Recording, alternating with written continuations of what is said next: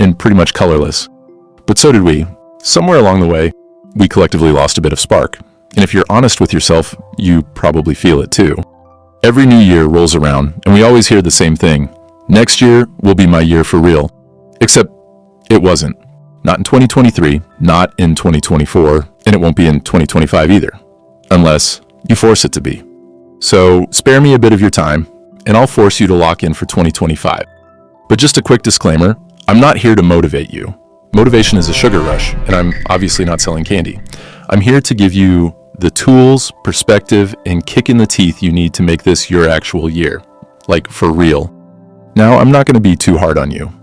I know you've been trying. Or at least you think you have. Maybe you started a bulking plan, but quit after 2 weeks because life got busy. Or you set goals, but they were vague enough to be ignored, like, I want to be better. Better at what? Breathing? You've been doing that since birth. See, trying isn't enough if you're half-assing it. You're not failing because life is unfair, even though, yeah, it is. You're failing because you're waiting for life to miraculously align itself around your vibes. But it won't. You're the one who's got to align themselves with their goals. And to align yourself, you'll need to start where it matters most. Your time. You're probably used to saying, I don't have time. That's funny because you had time to scroll TikTok for 3 hours yesterday. You had time to rewatch the same show for the 4th time because it's absolute cinema. You had time to stare at the ceiling thinking about how you have no time. Did you see it? You have time. You're just bad at using it. If we do the math, you have 24 hours in a day. Let's say you sleep for 8 hours, if you're lucky, work or college for up to 8 as well, and spend 2 hours eating and existing. That leaves 6 hours. Now ask yourself, what am I doing with them? If you can't answer that without stuttering, you've found your problem. Look, we live in an era where you can learn literally anything for free or close to it. Feel like starting a business? There are tutorials, templates, and even AI tools that'll practically walk you through the process. Getting fit or shredded?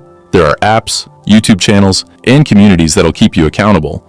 Learning a new skill? Platforms like Coursera, Skillshare, or even TikTok, if you're following the right creators, have you covered.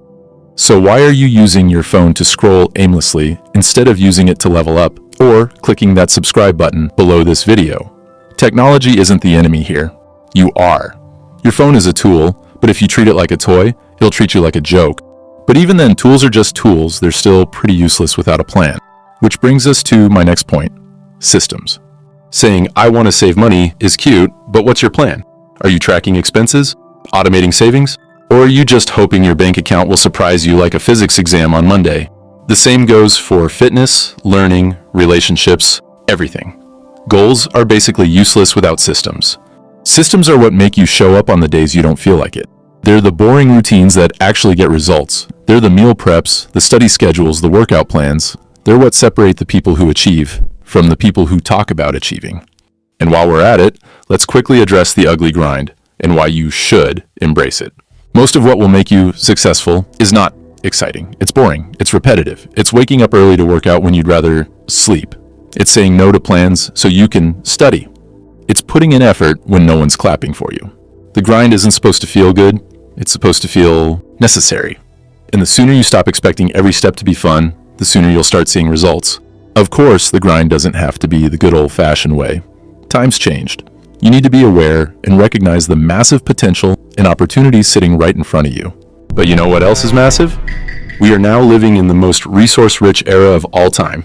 There's no excuse for being ignorant or stagnant. You want to make more money? Lots of money-making opportunities are everywhere. You want to learn coding, public speaking, singing, dancing, drawing, editing, animating, writing, talking to girls, touching grass? Free tutorials exist. You want to get better at anything? Google it. Even if it's not always accurate, you'll still learn something. Do you see it now? You're not struggling because there's a lack of opportunities. You're struggling because you're not grabbing them. And no scrolling through success content isn't the same as actually taking action. You might be watching this video and listening to my advice, but are you actually putting in the work? Stop being a boring, passive consumer of inspiration and start being an active participant in your own life.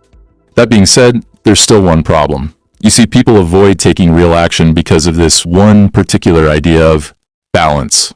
You've been sold this idea that you can balance everything perfectly: work, life, growth, rest. Actually, it's not that easy, and it's kind of overrated too. If you want something badly enough, you have to let other things slide, collapse, descend, plummet. That doesn't mean burning out, but it does mean prioritizing like your life depends on it. Because it kind of does. You're not going to achieve your goals by squeezing them into the cracks of your schedule. They need to be front and center, not an afterthought. And in order to be able to do that, you need to answer one big question. Am I really trying? Because it's easy to say you're trying, but are you, really? Or are you just dabbling? There's a difference between effort and consistent effort. One gets you short-term results, if that, and the other transforms your life. Be honest with yourself. If you're not where you want to be, is it because the world is against you? Or is it because you are not fully in that mentality? Are you because you're the lamest? Or are you the lamest because you're you? You can't half commit and then expect full results. I'm not saying this is someone perfect because I'm not, but I can confidently say I'm the best version of myself that I've ever been. And a big part of that is because I stopped waiting for life to hand me success and started forcing it. Anyways, my point is, if I could do that, what's the reason you can't? I mean, I'm pretty sure you and I are not so different. Look, this is just a wake-up call, a reminder. I'm not going to end this by saying something cheesy like, you've got this. You might not have this. That's up to you.